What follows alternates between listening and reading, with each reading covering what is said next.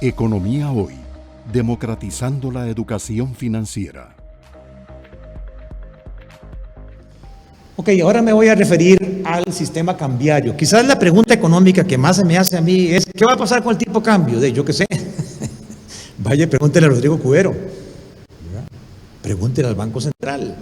Porque nuestro sistema cambiario no es un sistema limpio, no es un sistema libre.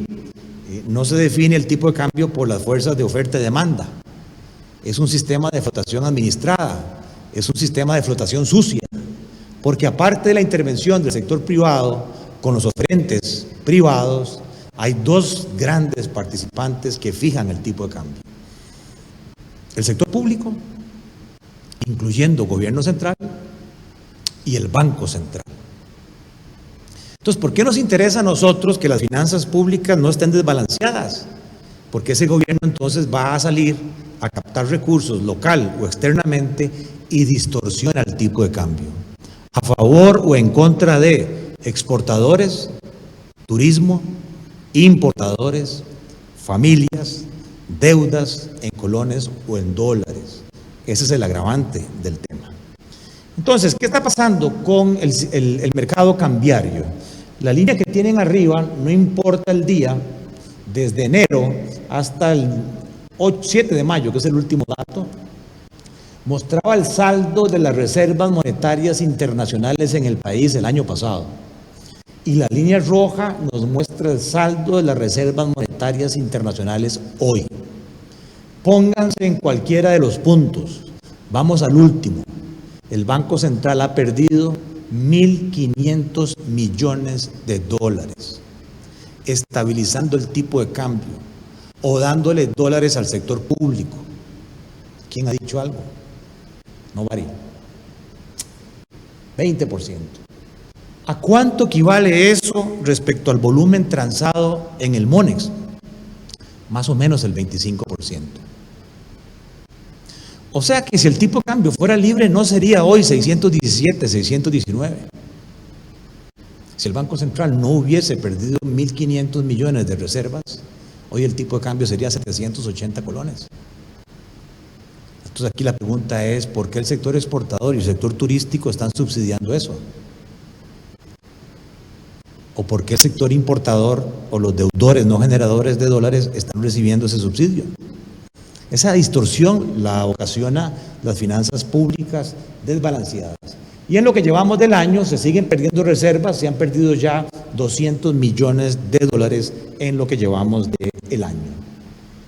Y eso explica cómo es que el tipo de cambio arrancara en 572.9 antes de la pandemia y llegara al 11 de mayo a 570. Vean que más bien en ese momento teníamos apreciación del colón, ¿verdad? El dólar era más barato. Ahora nos vamos al periodo del 2021 y vemos cómo el tipo de cambio se ha devaluado y estamos en 617. ¿Qué quiere decir eso? Que de manera interanual, si tomamos 617 contra 569, el tipo de cambio se devaluó en un año interanual 48 pesos, un 8% de devaluación. Si agarramos los eneros, ¿verdad? Enero del 20 con enero del 21, vemos que la devaluación es menos 41 colones o 7%. O sea, que la devaluación se sigue acelerando, el tipo de cambio sigue subiendo. Y en lo que llevamos del año se va devaluando 3 pesos, 0.5%, cuando en el mismo periodo del 2020 teníamos al revés, una apreciación del colón. ¿Qué quiere decir eso? Que hay un cambio estructural, que el COVID cambió las fuerzas de oferta y demanda y la tendencia del tipo de cambio. De una apreciación del colón pasamos a una devaluación del colón. Ahora preguntémonos, ¿quién es el responsable de ese cambio estructural? Aquí tienen el comportamiento mes por mes del sector privado con compra-venta de dólares, ventanillas de los intermediarios.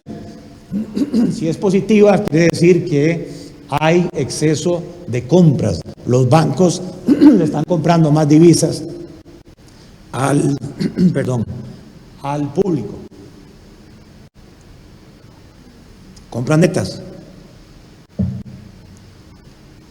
Vean que todo el año 2019 tuvimos exceso de dólares en el mercado. En el 2020, vean cómo se multiplica en los primeros 3 meses el exceso de dólares. Turismo y, ¿por qué no? Digámoslo, platas de origen dudoso. Prácticamente se multiplicó por 3 la cantidad de dólares en Costa Rica. Viene el COVID y lo que empieza a hacer la línea roja, las barras rojas, desapareció el exceso de dólares y más bien se tuvo que venderle 34 millones al público. ¿Y qué está pasando ahora en el 2021? De nuevo aparece un superávit, incluso en abril, por encima ya del año pasado.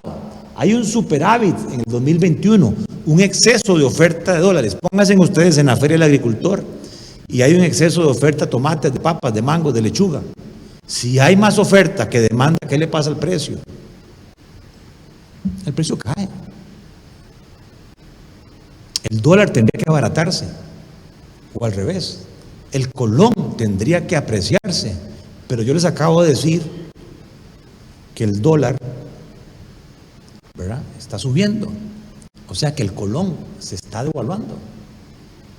No es entonces por razones del mercado libre privado. Tiene que haber otros jugadores explicando esta distorsión hacia la devaluación. Ojo, señores, esto no viene del turismo, de las exportaciones, de las importaciones, del sector privado y de los bancos, no. Esto viene de estos jugadores. Esta es la intervención del Banco Central en el mercado cambiario. De enero al 10 de mayo, 2019, 2020 y 2021. Ven qué interesante. En el 2019 el Banco Central compra-vende en el Monex, entra por razones de estabilidad del tipo de cambio y le vende en el Monex 66 millones de dólares para sostener el aumento de la demanda.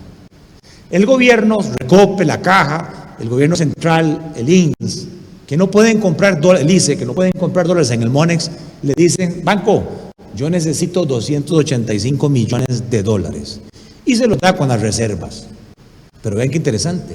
El Banco Central se da media vuelta ese año y compra en el Monex 460 millones de dólares. Suficiente para recuperar lo que perdió y aumentar sus reservas. ¿Qué pasa un año después? Ya no entra el Banco Central por estabilización. No es necesario entrar a estabilizar el movimiento privado.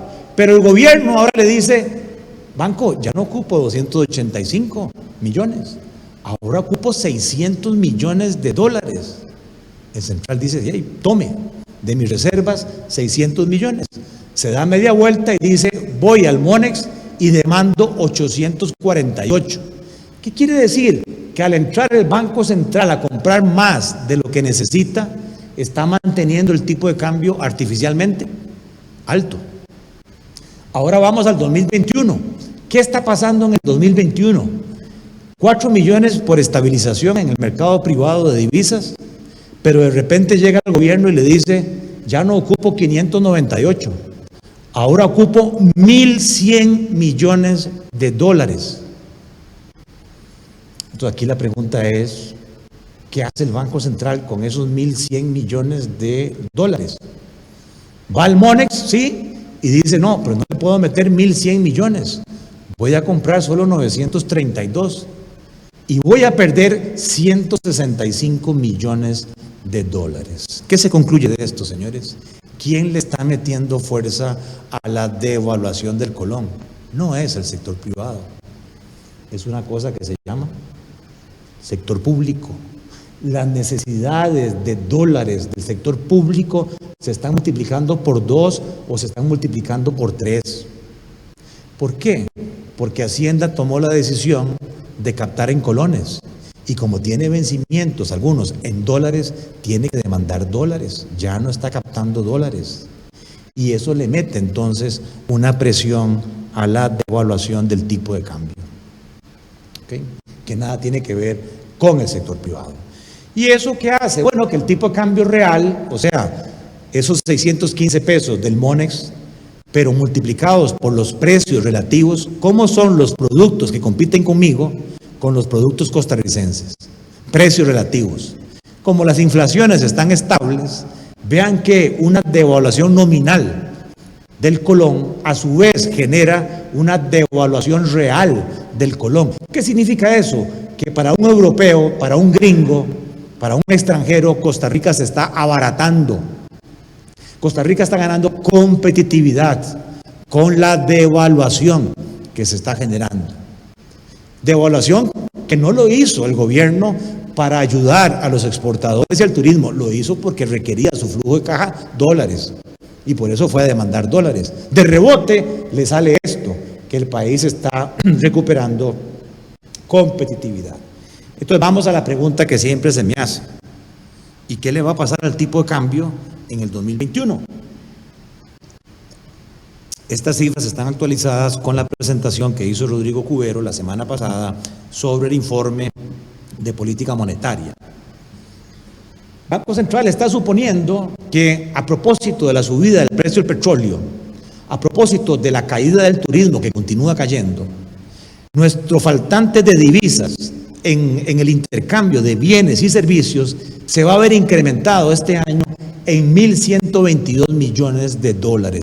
Requerimos de más 1.122 millones de... ¿De dónde vamos a sacar esos dólares? Nearshoring, CINDE, COMEX, Procomer, Plan Biden, inversión extranjera directa esperada en el país, que no lo escuche Wilmer Ramos, 566 millones de dólares más van a entrar de inversión extranjera directa, que en parte compensan esta necesidad. Si nos quedáramos hasta ahí y ustedes me preguntaran qué le va a pasar al tipo de cambio, sin duda les digo se va a devaluar, se devalúa, porque hay un faltante de 600 millones de dólares que el mercado no está dando. Entonces esperen un tipo de cambio más alto.